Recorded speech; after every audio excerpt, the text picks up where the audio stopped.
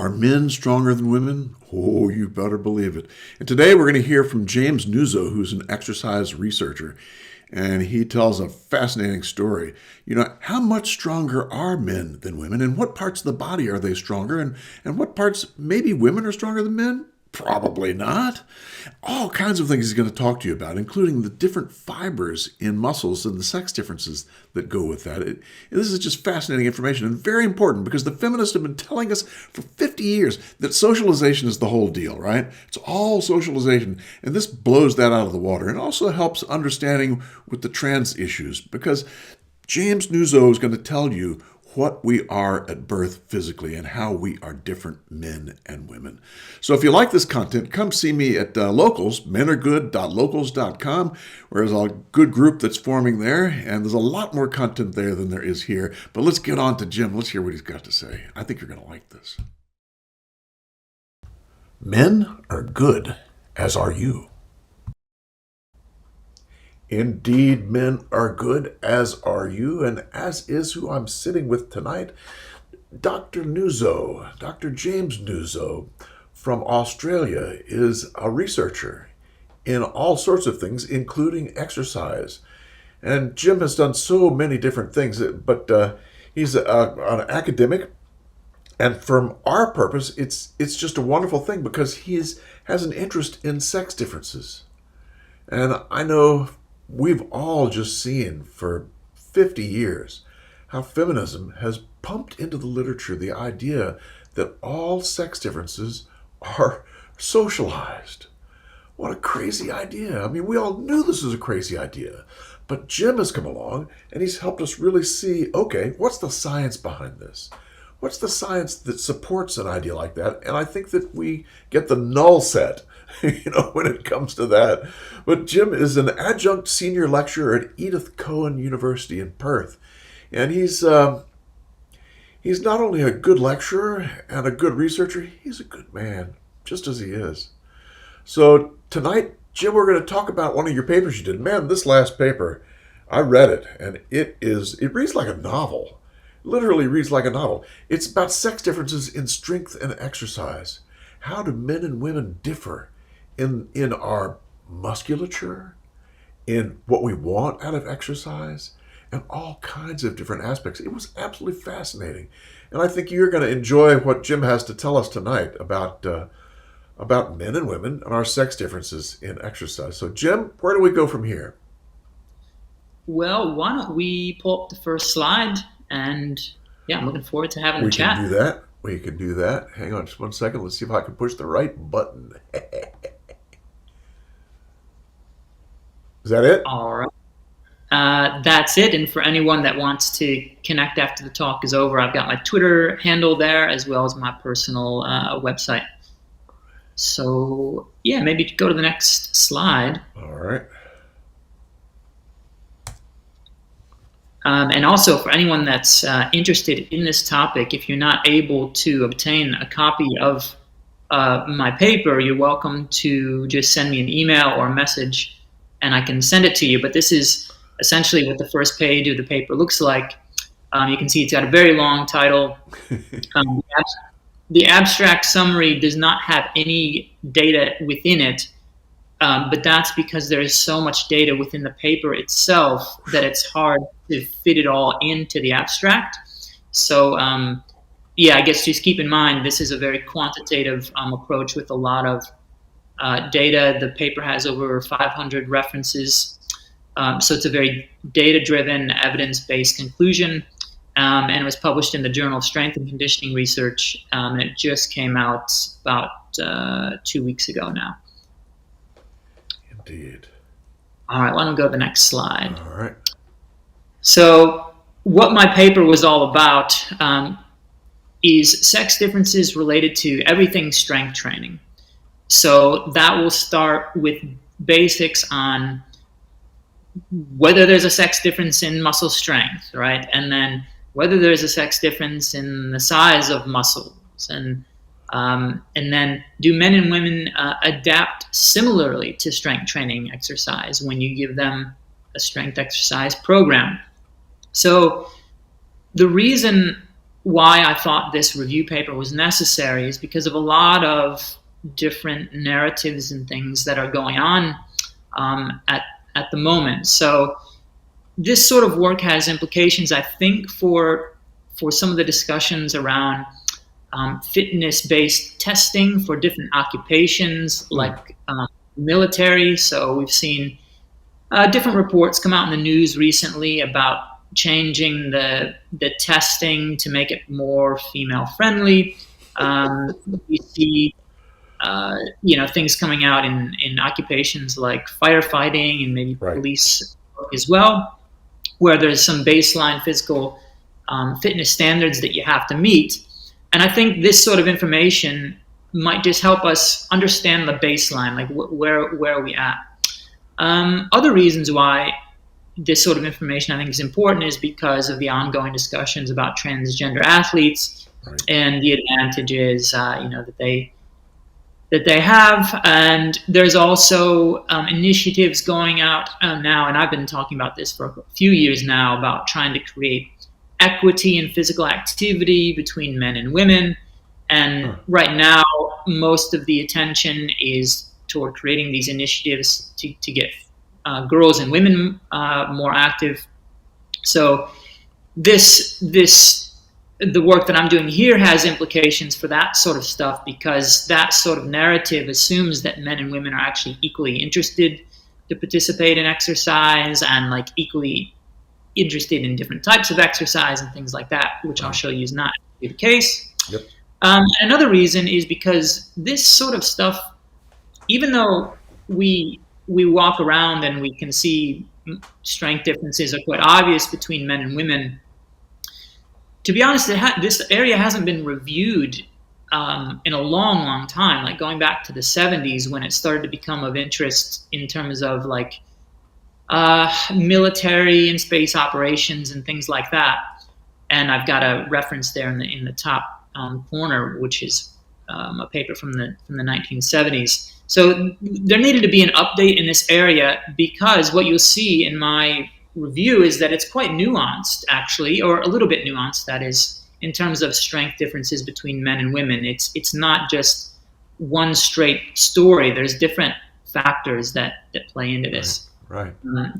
Tom, did you want to add anything there? Just that there's a lot of stories involved in it, but there are some basic conclusions that you can draw from this. And I would also say that you read this article by Dr. Nuzzo, you're going to be well informed in any kind of argument or discussion of trans stuff.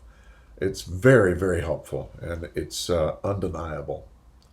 That's my 2 cents worth, Jim. All right, let's go on to the next slide. All right. Okay, so this slide right here summarizes the strength difference between men and women. So I've now, lying underneath this, please remember that there are hundreds of studies that make up these numbers that you're seeing on your screen right now.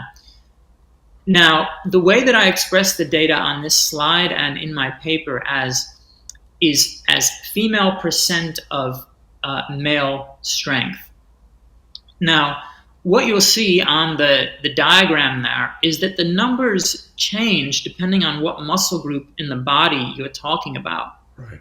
And the take-home message from what I found, well, first of all, on the average, men are stronger than women, but it depends which body area you're talking about. So the sex difference in muscle strength is greater in the upper body musculature, for the upper body muscles and upper body movements, than it is for the lower body muscles. Right. So you can see if you look down at like the calf muscles, sort of near the ankle, female percent of male strength is about 70%. But if you look up toward the shoulder and the biceps and the chest, you can see female percent of male strength is actually around 50%. So it depends which part of the body you're talking about. Some of your listeners might be familiar with the 3 lifts that are performed in competitive powerlifting events. So powerlifting is different than Olympic weightlifting. So powerlifting consists of the bench press exercise at the top there, which is for your upper body muscles. And you can see female percent of male strength is about 50% for that lift. And we know this from not only data collected within laboratories on men and women, but also the data from powerlifting events that are held with hundreds and thousands of participants Right. is publicly available. So in my paper, I capture some of that data as well, Yep. and um, and some of that data is also published in the existing literature as well. And so female percent of male strength on the bench press is about 50%.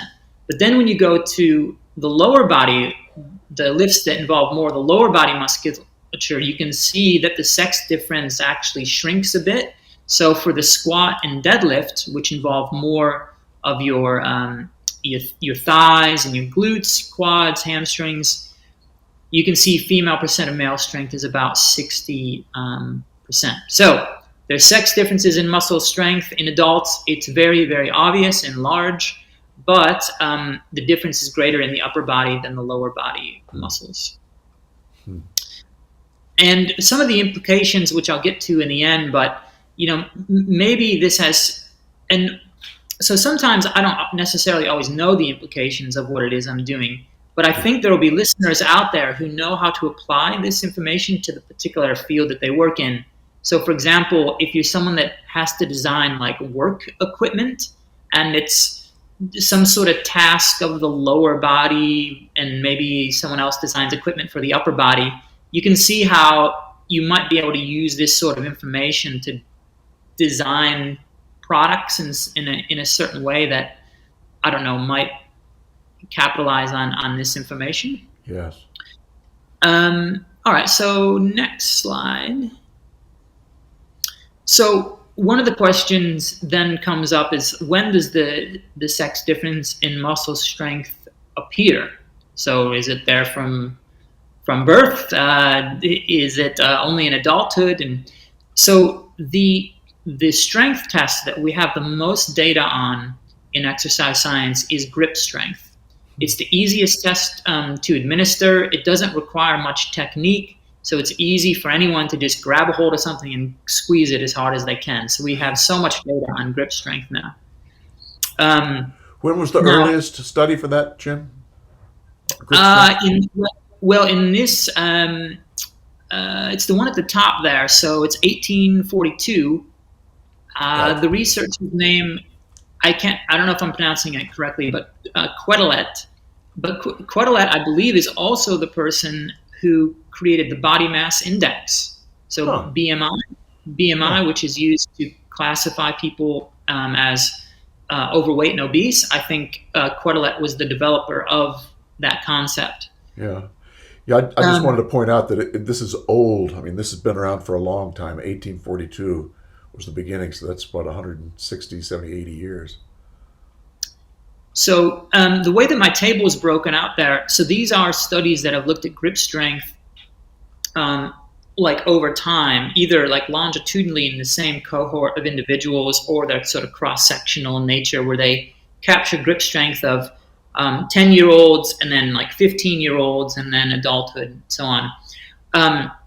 But basically the summary here is that at around age 10, there's very little difference. Boys have maybe a little bit of an advantage in grip strength, but it's very, very minor. By the time that you reach age 15, female percent of male grip strength is 70 to 75%. So you can see at that stage, boys are getting substantially stronger than girls. And then by the time men and women are fully matured and in adulthood, grip strength in women is about 60% of that in men.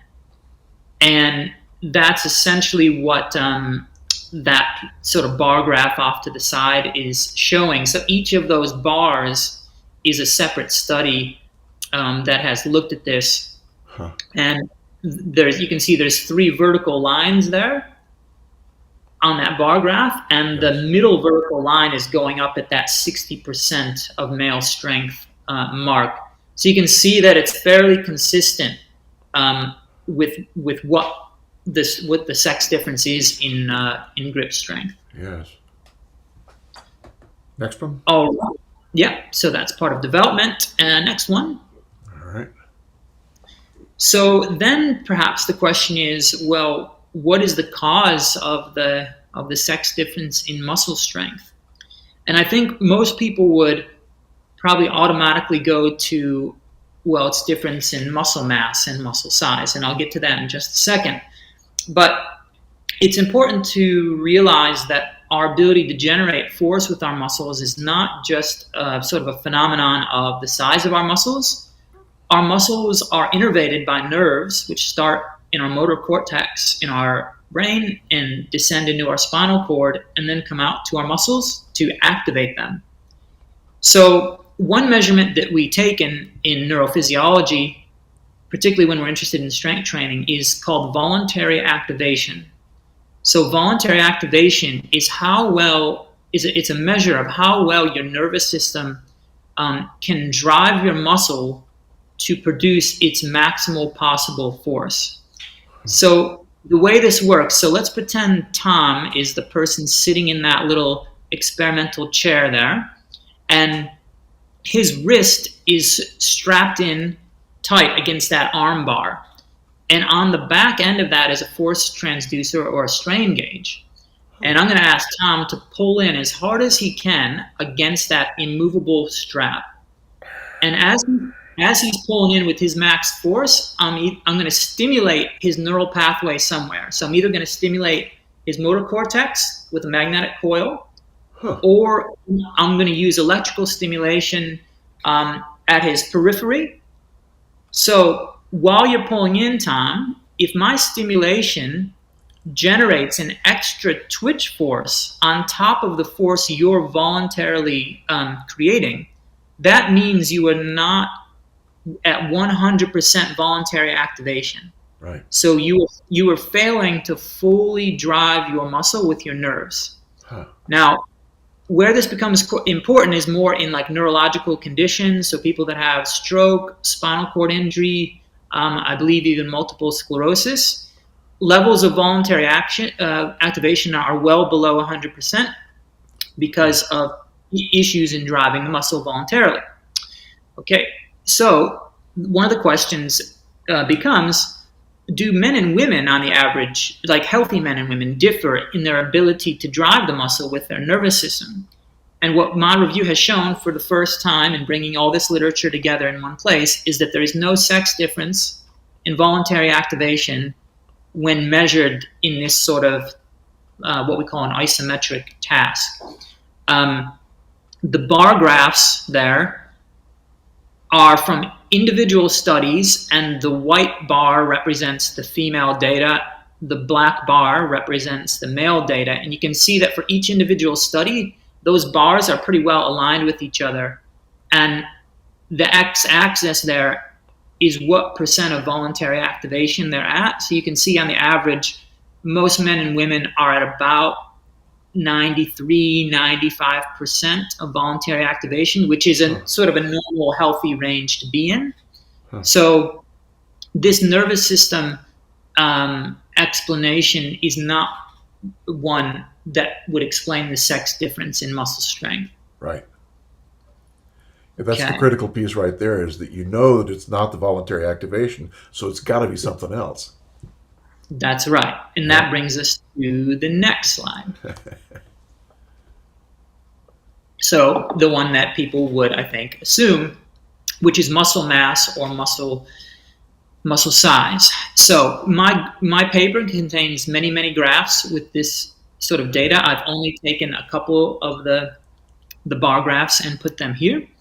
The bar graph on the top is for the sex difference in muscle mass of the upper limbs. And again, it's expressed as female percent of male. The bar graph on the bottom is for the lower limbs, so for the legs. Now, overall, I don't have this graph shown, but so men have more muscle mass than women, both in absolute terms, but also in terms as a total proportion of their total body mass. Right. So men just have more overall muscle mass, and it makes up a greater percentage of their total body mass than it does for women. However, men carry a greater proportion of their muscle mass in their upper bodies. Right. And that's what the graph is showing. So what it's saying is for the upper limbs, females have about, what do I have there? About 55, sort of 60% of the amount of muscle mass that men do in the upper limbs. In the lower limbs, females have about 70% of the amount of muscle mass that men do. Right. So where men and women are a bit more matched up in the lower body is what I'm getting at in terms of muscle mass, but where we're more different is in the upper body. Yes. And if you remember back to my slide on strength differences, the strength differences were also greater in the upper body. So this matches up well with trying to explain why not only there are sex differences in muscle strength, but that those sex differences are sort of body area specific. It's because men and women carry their muscle mass, the proportion of their muscle mass in different areas. Yes. Does that make sense, Tom? Yeah, makes sense to me. Okay. Next one? Yeah, let's see what we got next. All right. Oh, yeah. So Good. another... This is what gets me. Go ahead, Jim. Yeah. So look, there are many different sort of ideas out there of what explains the strength difference, and I'm just covering 3 of the possible explanations. My paper touches a little bit on a couple of other ones, although not in much detail. I sort of cover the ones that I find sort of most interesting and which I think are probably most relevant. So this next one is muscle fiber type. So within our muscles, we have different types of muscle fibers, and these different types are better suited to do different sorts of tasks. So we have type 1 and type 2 muscle fibers. So type 1 muscle fibers are also called slow twitch fibers. Type 2 are called fast twitch fibers. So their differing characteristics are that type 1 slow twitch do not generate a lot of force, but they're very endurant, so they can go for a long, long time. Type 2 muscle fibers create a lot of force and a lot of power, but they tire out quite quickly. Right. So depending on the proportional representation of these muscle fibers in your muscle, that will actually determine what sort of skills you're good at. So people who are Olympic level 100-meter sprinters, so that's a very power-oriented athletic activity, they will have a much greater proportion of fast twitch type 2 fibers. Whereas a marathon runner will have a greater proportion of type 1 slow twitch fibers. And the way that you determine your fiber type is with a muscle biopsy. So you actually have to go in through the skin to the muscle, and you pull out a little chunk of muscle, and then you do histology on it and things that I don't quite understand because it's outside of my scope of work. But exercise scientists have been doing muscle biopsies for decades to try to determine what determines what makes someone like an Olympic level 100-meter sprinter versus a marathon runner. And it turns out that muscle fiber type has a lot to do with it. Interesting. Now, differences in muscle fiber type on the average might also have something to do with the sex difference in muscle strength as well. Right. And it turns out that it appears to play some sort of role. Now, this figure is probably going to be a little bit confusing, but what the x-axis represents is the ratio of type 2 to type 1 muscle fibers in terms of the sort of area that those 2 fiber types make up within men and women's muscles. Okay? So if the ratio I've got that vertical dotted line set at 1.0, which would mean you have equal amounts of type 2 and type 1 muscle fibers. Huh.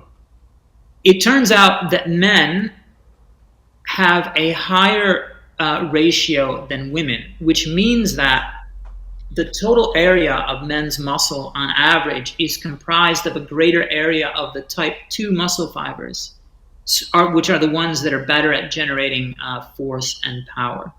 Yes. So this appears to be another possible explanation for why men on the average are stronger than women.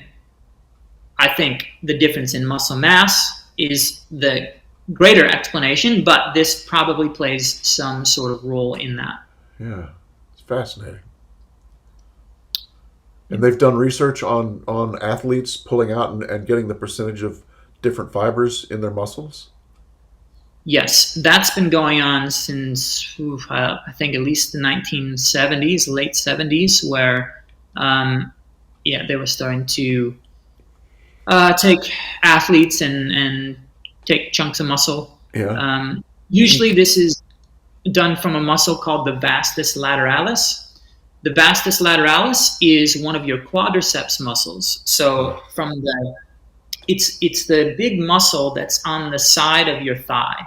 Right. It tends to be just sort of an easier one to stick sort of a needle in and get the and so most of the data presented in that figure are from the vastus lateralis, from the thigh. Huh. But you can see there are some other muscle groups that are represented there as well. And have they drawn any conclusions from these studies about athletes? Well, like I was telling you, that if you are basically what happens is your fiber typing is just going to lead you to get into certain types of physical activities, right? So when you're in high school, you might start to realize, oh, wow, like I'm really, really fast in the 100-meter and 200-meter sprint. I wonder why that is. Well, it turns out if we were to take a biopsy of you then, we would see the same thing where you would have more type 2 muscle fibers. So your muscle fiber typing basically predicts what sort of activities you would get into. Huh. Does that make sense? So yeah. I was just thinking, football players would probably need a lot of type 2, Yeah. Now, like a sport like football will be a bit more of a mixed fiber typing because you have to have both sort of endurance and strength capabilities, and it will sort of differ. It will differ by what position you play as well. So there, interesting. There'll be some differences there. That's fascinating. Yep. All right. Next one. All right. So that whole section of my paper was dedicated toward. Actually, I need to take just a quick step back. So, as a result of women having more representation of type 1 fibers, it turns out that women tend to be to perform a little bit better on certain muscle endurance tests in the laboratory. Right. And so part of the explanation for that is that they have more of these more representation of these slow twitch fibers, whereas men tire out a bit easier because of they've got more of the type 2 fibers. So that's an emerging area of research, and I've got actually myself some papers under review at the moment that explore sex difference in muscle endurance ability, and we have found in our study that women tend to fatigue less quickly when doing some strength training exercise. And this sort of stuff, I'll probably get to this in the implications at the end, but this sort of stuff I think is also important for understanding what sort of exercise programs men and women might enjoy the most and what you can expect as like a health professional or personal trainer in terms of performance from your clients as you're working with them. So I guess what I'm getting at is, you should treat each individual client as an individual, but you might sort of expect certain average sex differences when prescribing exercise. Yes. Now, that's sort of the muscle strength and it's like physiology part of my paper. The next part is a bit more about strength training participation and motivators and preferences related to exercise.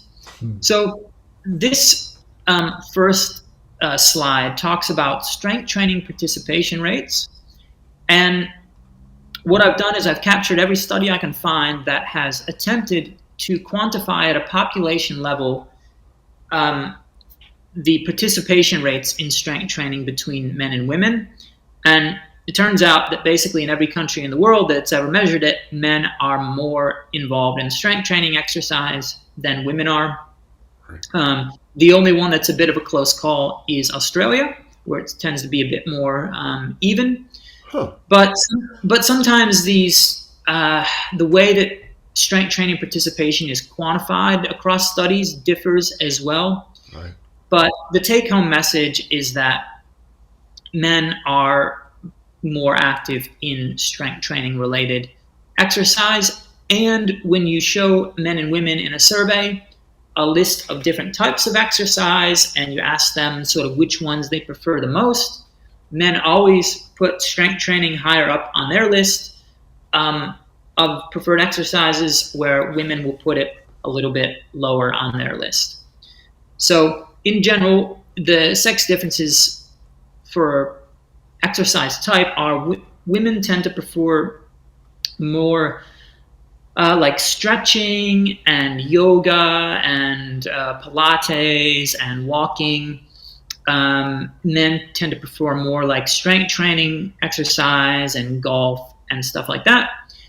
And then there are some activities where it's pretty equal, and it depends what survey you look at. So activities like swimming, cycling, and running, they tend to be a bit more equal in terms of men and women's interest to participate in them. Okay, next slide. So, preferences within an exercise program. So this is where I think it gets probably maybe a little bit more interesting for your audience, Tom, Yes. because I think they'll be a bit more geared up maybe toward the psychological aspects of things. Yep. Well, I'm not certain. But men and women definitely have different preferences, like I was saying, for types of exercise on the average that they're interested in. But even within exercise programs themselves, like even within a strength training program, men and women will differ on their preferences within the program. So what I looked at is I tried to capture as many studies as I could looking at preferences for exercise programs. Now, the ones that I have highlighted or boxed in red there, those are the ones where men had a higher preference for that than women. Right. And then you can see there that I've got for some of the variables equal signs. So that means that there was no obvious sex difference. And then in some cases, women had a greater preference for a certain variable. So the first one there on the list is location. So we can participate in exercise in different environments. So we can do it at a gym. We can do it outdoors. We can do it in our homes. And when you ask men and women about their preference for location, it turns out there's not really much of a sex difference there. I don't know the numbers off the top of my head in terms of what percentage prefer this and that, but it's all in my paper.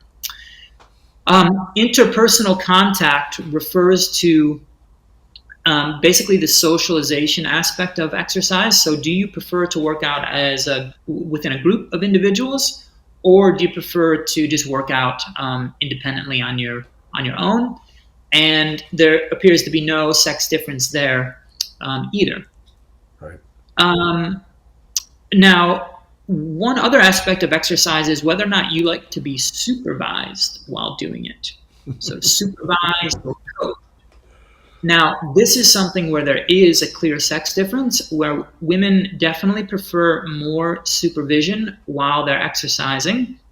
And this is particularly true for strength training, and it relates to some of the other things I've got listed there. So men tend to be much more comfortable in weight rooms and using the equipment, adjusting the equipment, and feel that they have more knowledge of the equipment, whereas women tend to feel more uncomfortable, particularly in the free weight area of gyms, with the dumbbells and the barbells.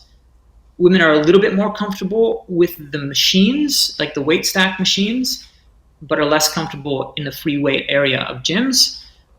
So they, as a result of that, that's one of the reasons I believe why they prefer to be a bit more supervised while they're doing their exercise. One of the other differences there, let's see, there's two of them. So men tend to prefer higher intensity exercise than women. Yep.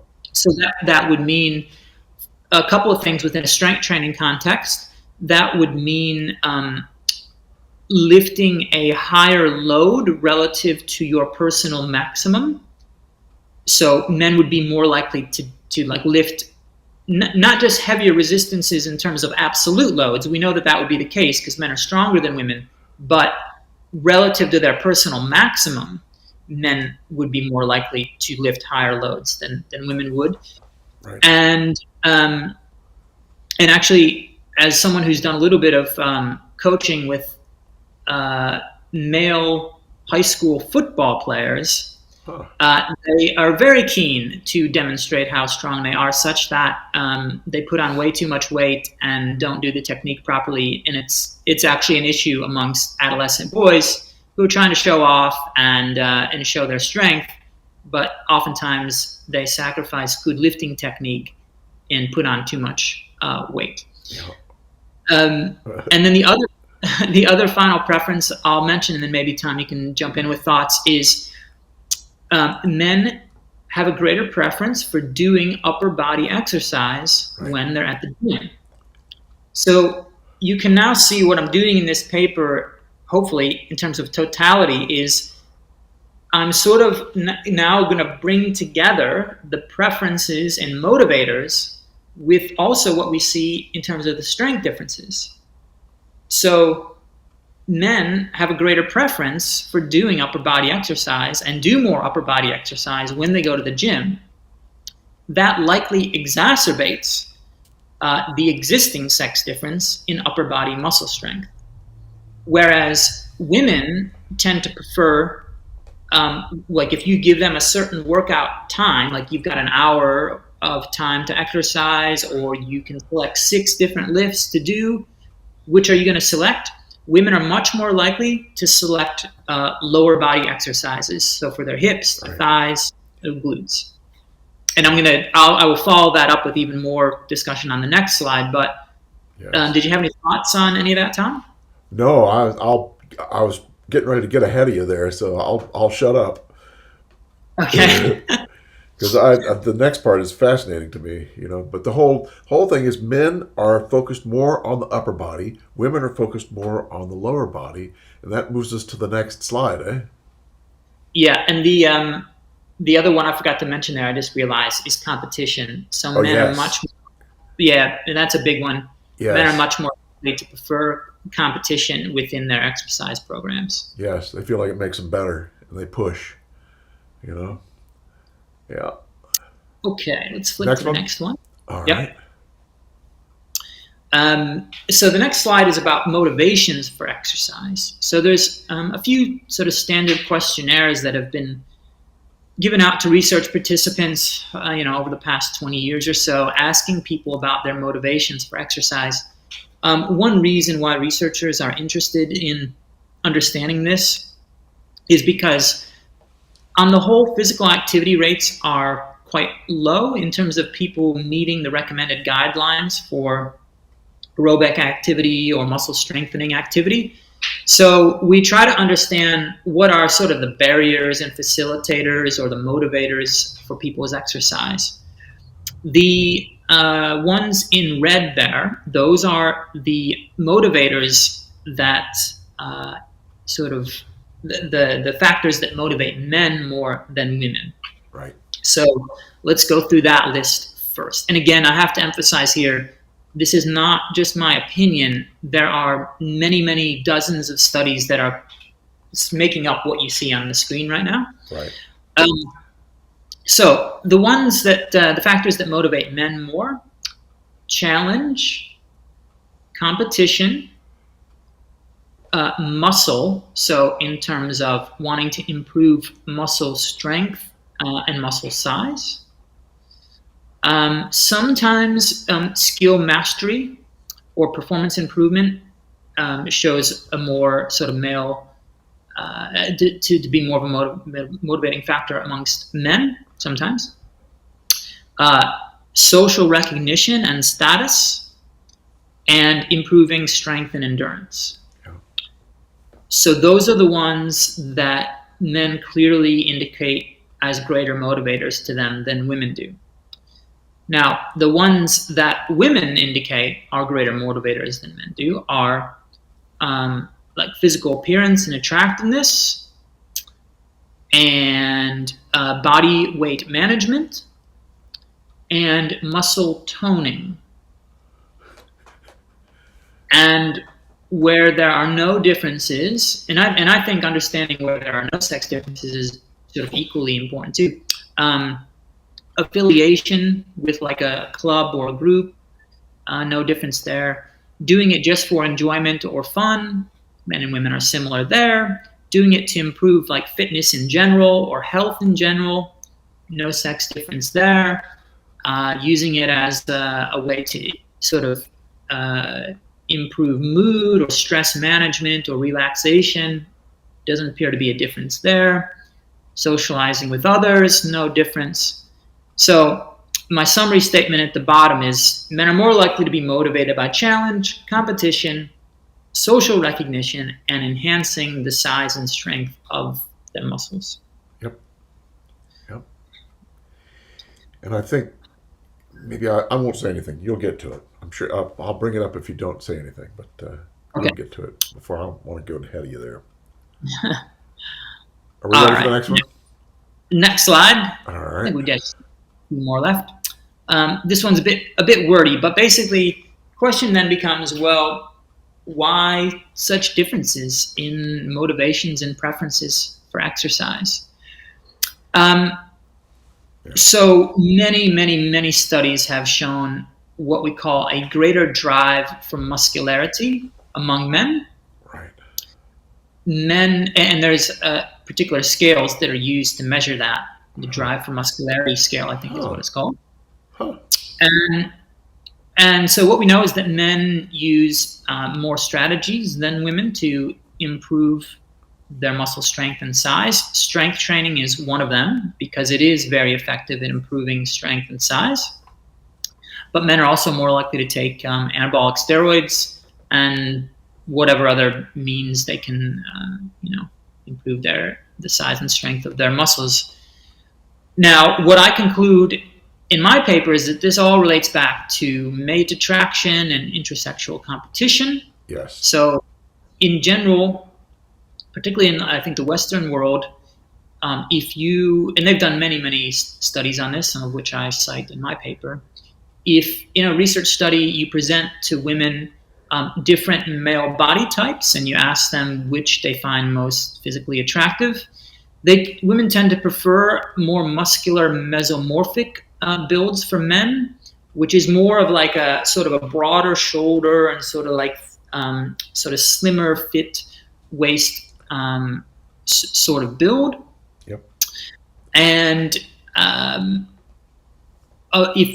if you look at some of the survey research of male anabolic steroid users and you look at their motivators for why they take anabolic steroids, they do say that in addition to increasing muscle size and strength, they also want to look good and attract sexual partners. Exactly. So they do mention that.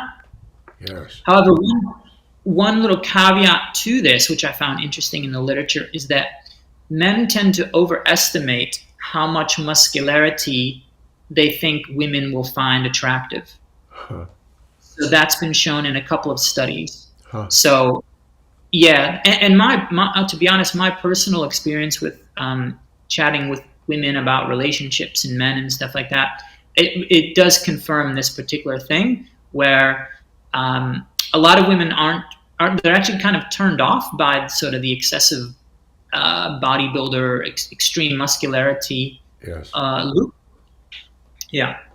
Yeah. Now, in addition to all that, what's interesting is that all this seems to also drive some of the specific practices that are used within exercise programs. So, for example, men spend more time doing more upper body exercise in the gym. So, the best way to summarize this, I think, is actually the quote that I took from the paper by Mealy there. So I'm just going to read this out loud. So, when given free choice in whether to use a new technology that has the potential to reduce biological sex differences, people in fact use the technology in ways that enhance those differences. Men tailored their workouts in ways that would enhance the musculature of the upper body, and women tailored their workouts in ways that would enhance leg and hip muscles. So I think what's happening there is that men and women are adopting preferences which are used to exacerbate their existing sort of bodily features that are used to attract partners. Yes. It's all about status. And one of the other interesting things that I found is there were a couple of people that one or two studies that that found that for men, what do I have there? It contributes the upper body self-esteem is itself a sort of construct that can be measured. Yes. So yeah, I found that I think muscle size and strength, particularly of the upper body, is important, at least to a certain degree, for sort of male self-esteem. Yes. Yep. Ready? Okay, I probably just have maybe a couple more to go here. Oh yeah, this is a bit of a plug for some of my other work, but it actually relates to this, which is just men's interest in strength training. So these two papers have come out within the past year or two, and it might seem completely disconnected from what I'm talking about, but it's not. So the first one was a paper on patent applications for strength training equipment. Over 99% of all patent applications for strength training equipment have been submitted by men. So men clearly have an interest. We already know that, like, patents in general tend to be like a more male dominated thing. Right. But particularly for strength training. So men clearly have an interest in developing strategies that are used to increase size and strength. The other reason I want to plug that is also just to recognize the contributions that men have made. So all of that strength training equipment that you see in your gym, that both men and women and people of all different, colors and sizes are using, that intellectual backing came from the minds of men, and I think that is important to acknowledge right now in a society where men are taking a lot on that they don't deserve. They've done a lot of good, and a lot of people are now benefiting Amen. from their interest and knowledge in improving strength, because as we'll see in one of my final slides, men and women basically equally benefit participation in strength training. And the other thing I wanted to mention in the second paper there is just the history of strength training research. And that has also been a very male-dominated endeavor, historically speaking. And so men have been sort of at the front of acquiring knowledge of the benefits of strength training for people. So I think they deserve a bit of recognition for that. Amen. All right. Next one? Yep. All right. So do men and women then respond similarly when they participate in strength training? The first study to ask this question was conducted in the mid-1970s, and we've had research studies over time that have looked at this, but only within the past 2 years has this area of research been submitted to a meta-analysis or a systematic review. So that's where you take all existing literature on a topic and you look at it as a whole, and because sometimes one study is a bit biased, it might not be well designed. So what you want to do is you want to look at every study that's been done to get a sense of the general trend. Right. So in the past 2 years, we've had 2 meta-analyses come out, and those are cited there on the slide. And let me just read off what I've got there in text because it summarizes because each of those meta-analyses will have I think about 30 studies in them each. Huh. So what they found is that both men and women increase muscle size and strength after weeks of strength training. Percent improvements in upper body, but not lower body strength, are greater in young women than young men and might be attributed to the more pronounced sex difference in upper body than lower body strength at baseline. Older adult women experience greater percent improvements in lower body strength than older adult men.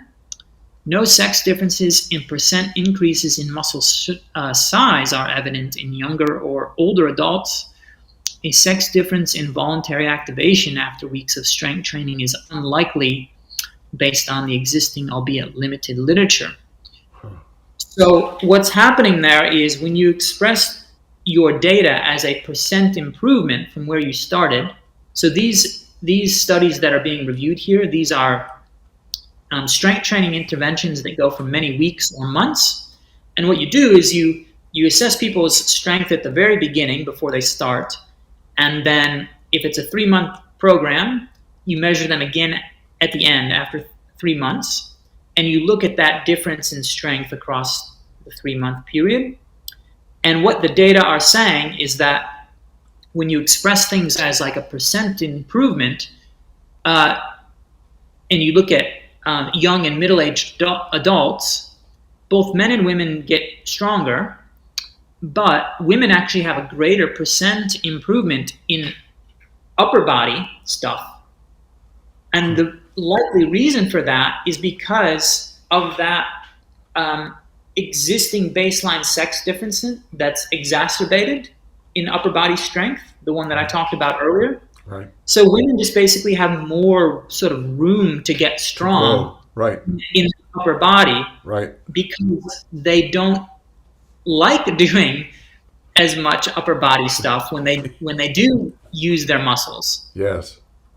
So what's important to remember here with this sort of conclusion from these reviews is what I have highlighted in red at the very bottom of the screen, which is that you have to remember that when you see a meta-analysis like this, that these are men and women who have undergone the same exact training program within the context of a laboratory study.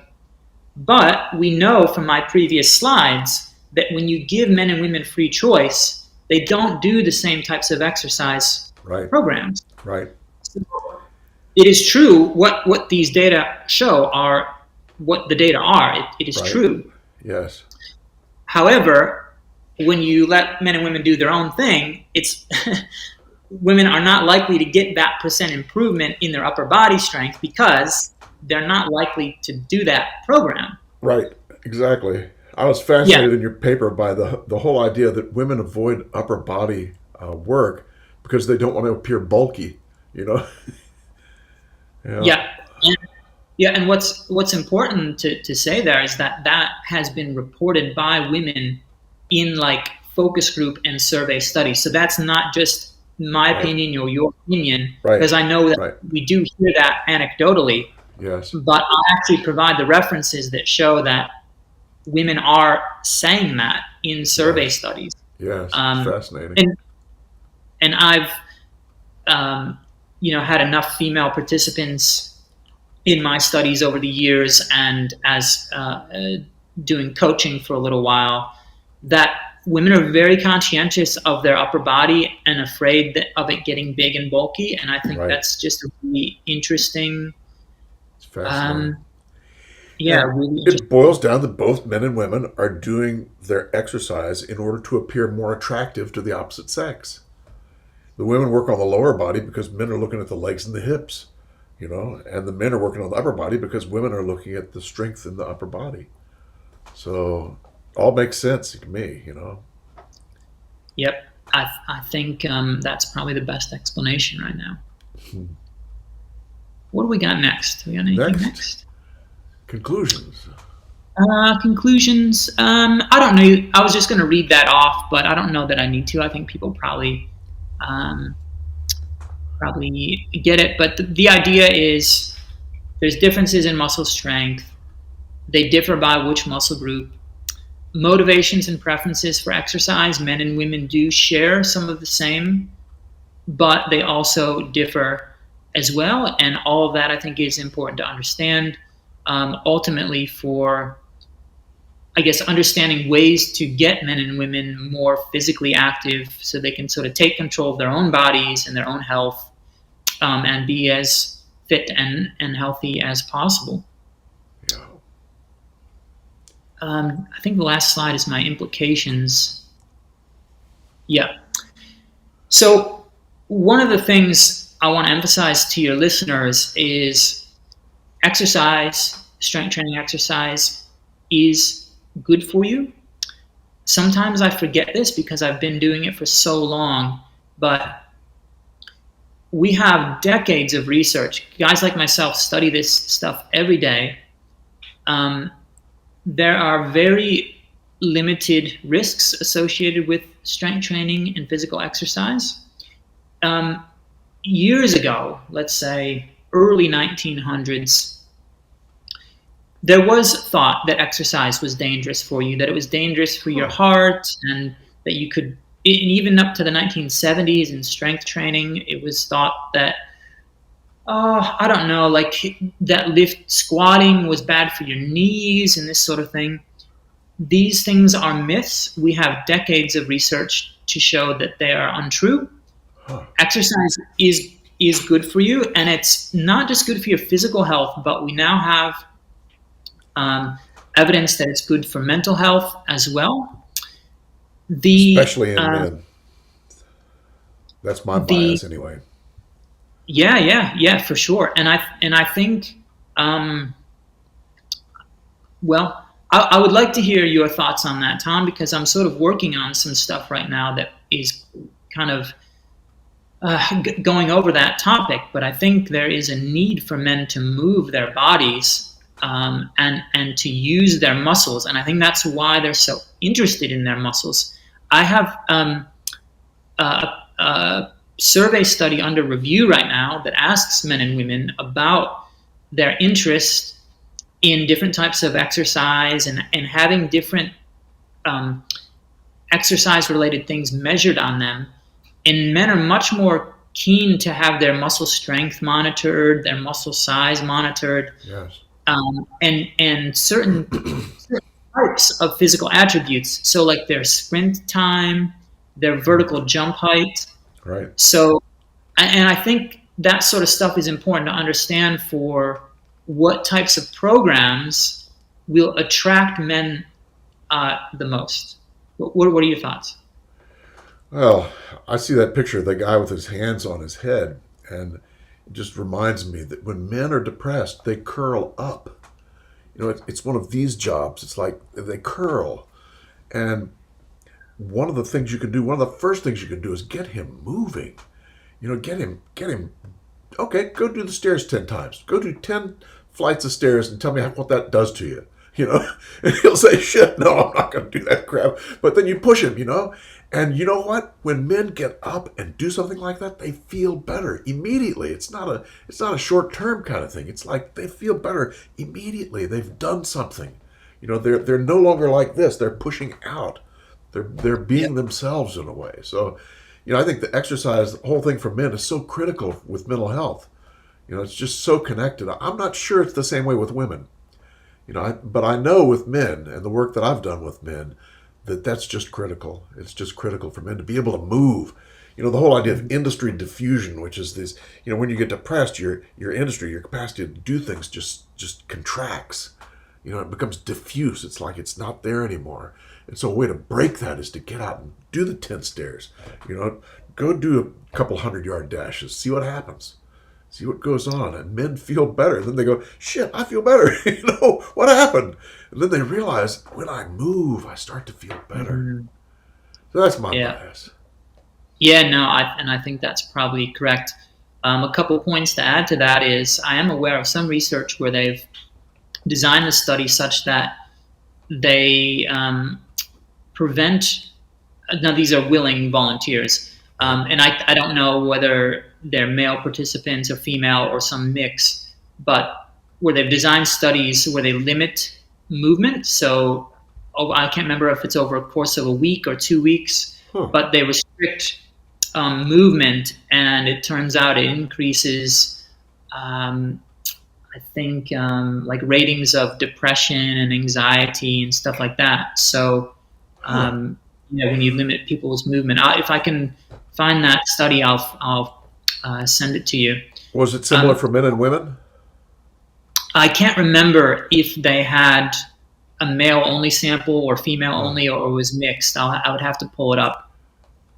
But the other thing that one of the good things that is happening in exercise science is for about maybe 15, 20 years now, we've had this this messaging called exercise is medicine. Now, typically, and the reason for that is because it has so many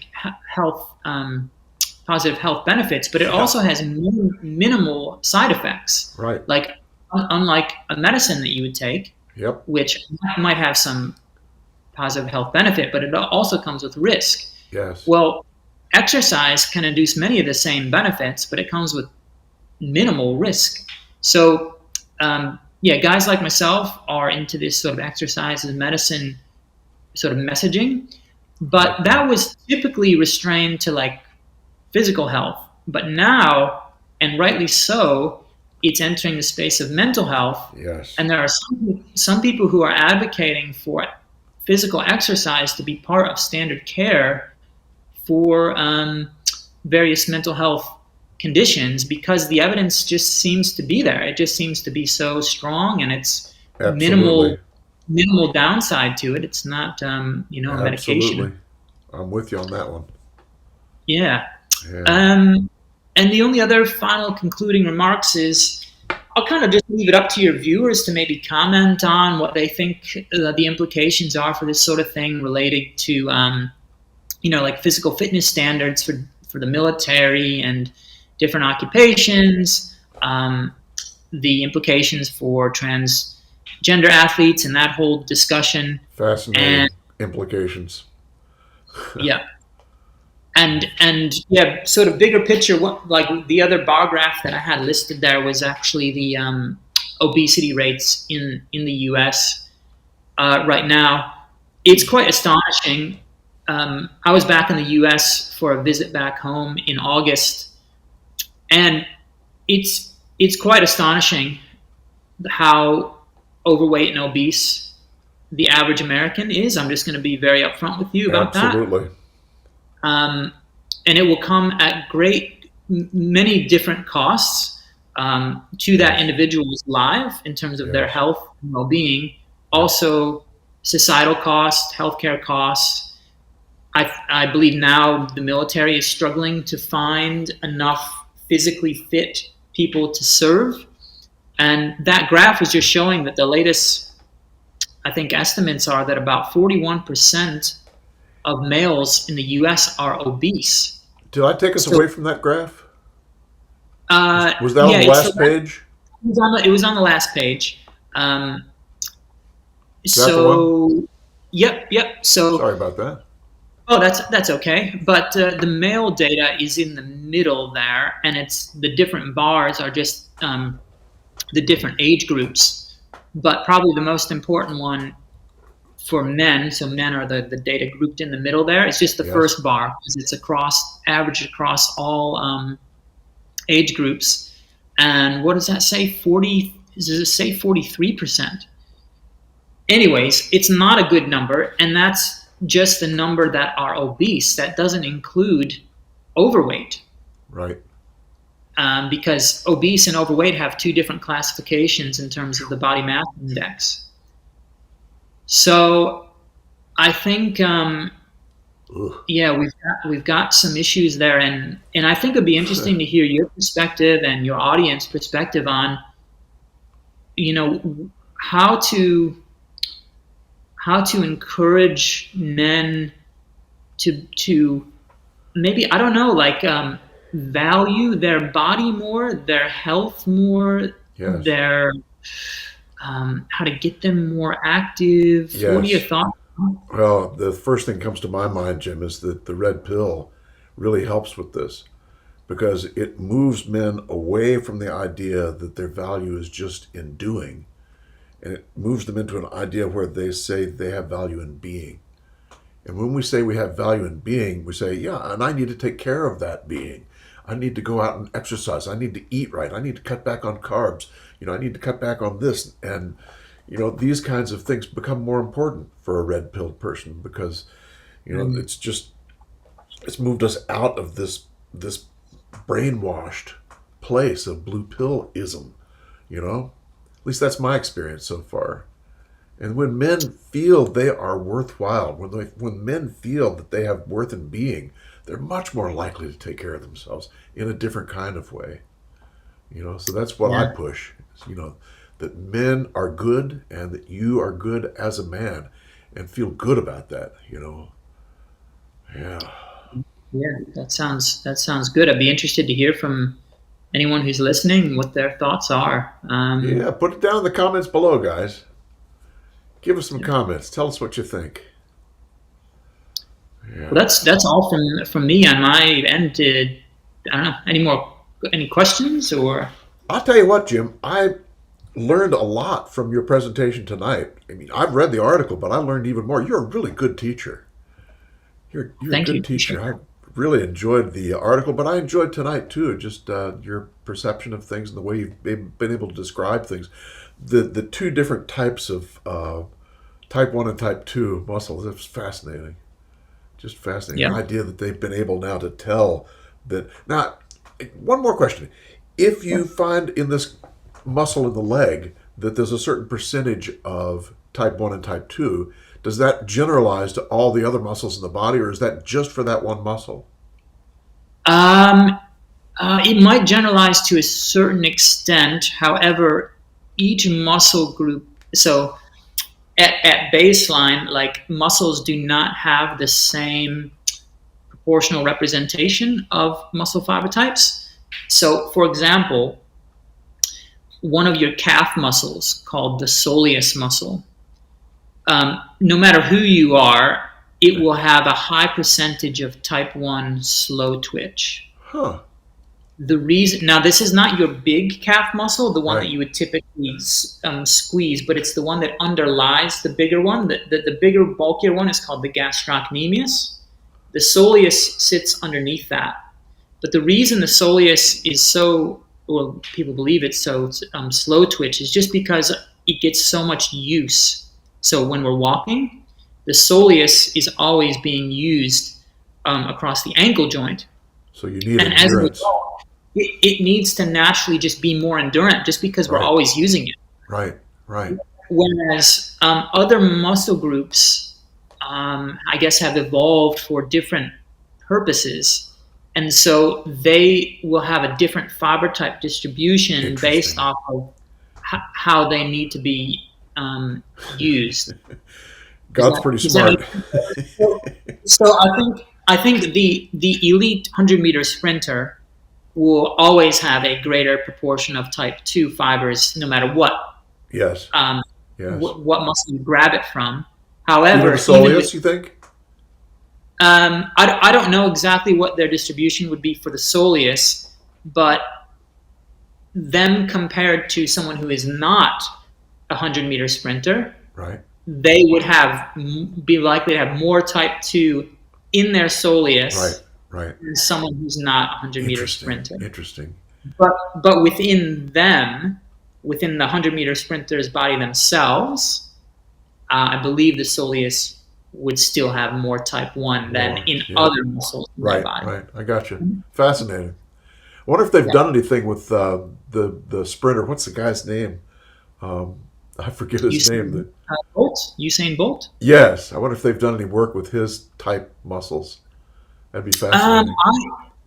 I don't know if they've snagged any of his muscles, but I can tell you that every once in a while in the exercise physiology literature, there are case reports that get published where elite level sprinters, like people that participated in the Olympics, Right.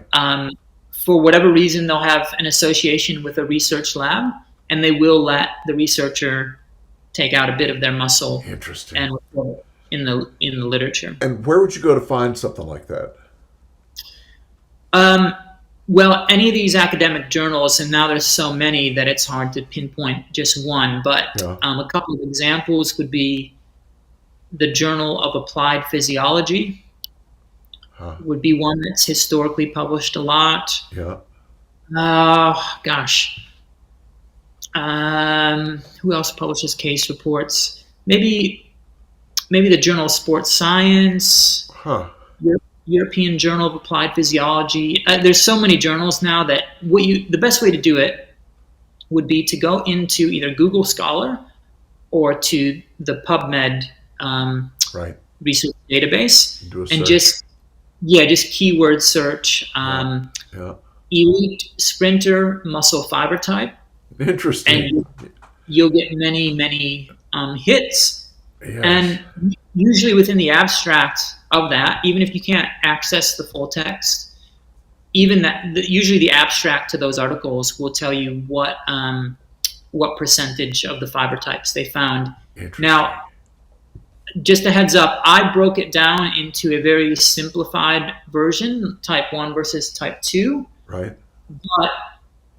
But within those types, like type 2, there actually are more specific types. So there's type 2A, type 2B. Huh. Like type 2B is like the fastest of fast twitch. Type 2A is sort of like a middle of the road, so it's got some slow twitch characteristics as well. Right. Interesting. I love it. Yeah. I love it. Men probably did that. Oh, Well, God, I love it. You'll never guess who the first people were to undergo muscle biopsies. They were Tell me. men. Yeah, I figured. They were men doing this sort of thing. Yes, on the frontier. Yeah. That's it. That's it. God bless men. Men are good. And we've all benefited from that as a result.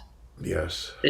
Taking the initial risks in doing it and exploring. Yes, exactly.